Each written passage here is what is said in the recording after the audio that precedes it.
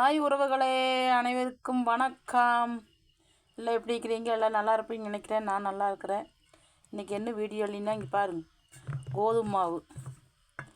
கோதுமை மாவு, வெங்காயம், மிளகா, கருவேப்பிலை, பச்சை மிளகா, கருவேப்பிலை, பாருங்க தேங்காய், கருவேப்பிலை, வெங்காயம், மிளகா வணக்கி கருவேப்பிலை வணக்கி கொட்டியாச்சு. தேங்காய் பாருங்கள், முட்டை, ஒரு முட்டையை உடைச்சி ஊற்றி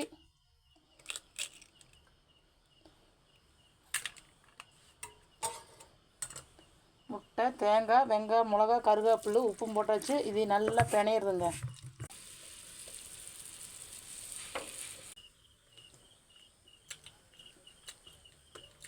சூப்பர் டேஸ்ட்டுங்க.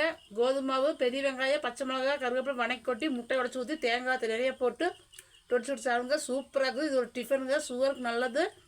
இந்த வீடியோ எப்படி இருந்தால் லைக் பண்ணுங்கள்.